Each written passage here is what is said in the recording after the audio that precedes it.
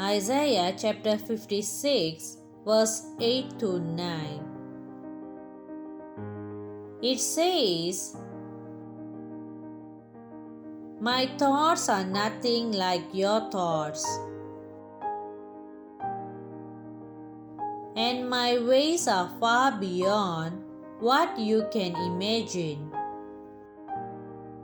God knows. He knows, yes, He knows. He knows the end from the beginning. He knows the storm is not meant to kill you or harm you, but to make you stronger.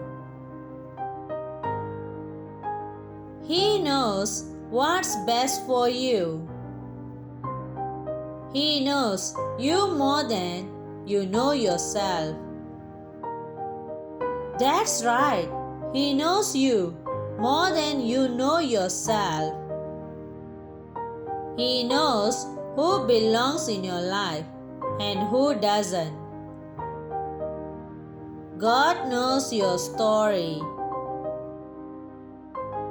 and He will turn your mourning into dancing, your darkest night into a bright morning. It's easier for us to say we trust God than to actually trust His timing and the process He is putting us through. It is easy to lose our faith in God, as it is easy to say the words, "I trust God," especially when situations become unbearable, because we never really trusted God. We only say the words,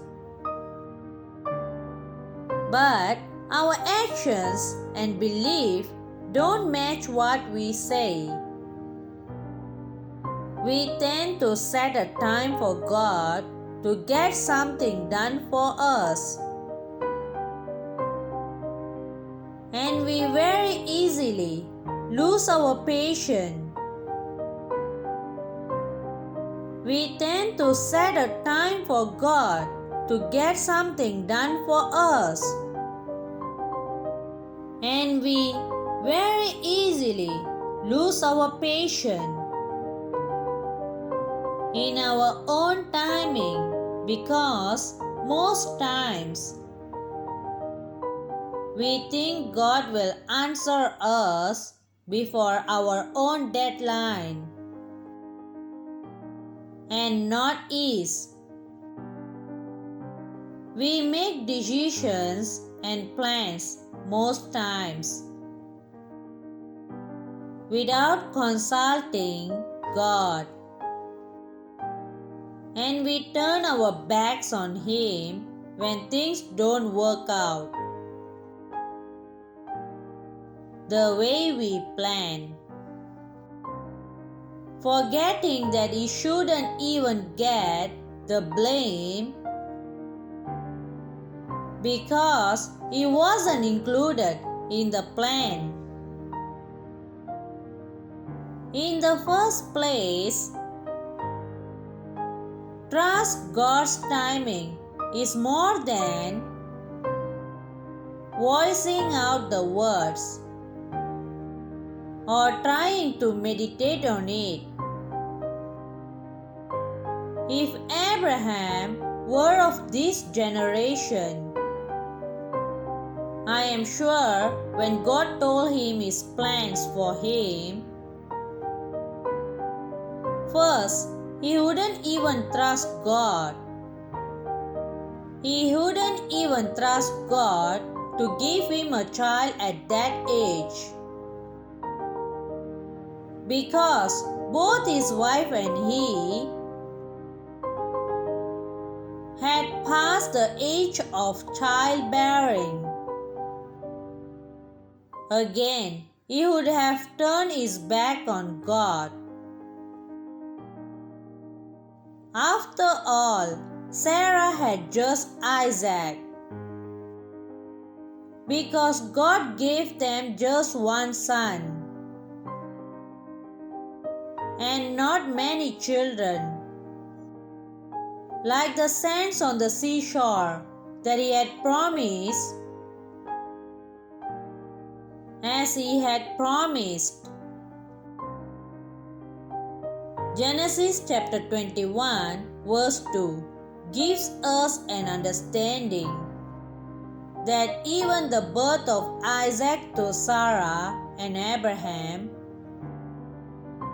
came at God's appointed time. The danger of having some things the exact moment you want them is that you tend to take them for granted. That's right, we tend to take things for granted. God works with the principle of time manipulation, of months and years, or even decades and centuries. As Abraham trusted God, over time through one son, Isaac, God increased the number of his descendants as he had promised. You see, when God thinks of a person, He doesn't think of that person as an individual. He thinks of you as a generation. He sees your generation unborn. God is in the business of generations. God never lies, nor goes back on His promises. He always fulfills them as the appointed time approaches.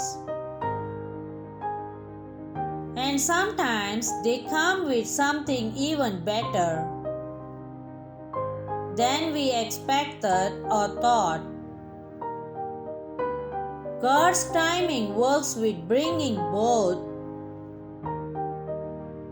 the good and the bad events and days to us.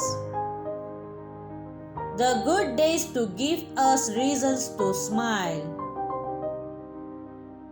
and trust Him, and the bad days to teach us some certain life success. These life lessons are lessons that we are going to require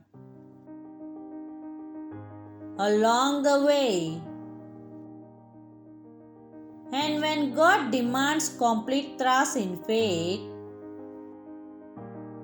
He says that out of genuine love and compassion for you, because He only has your best interest at heart.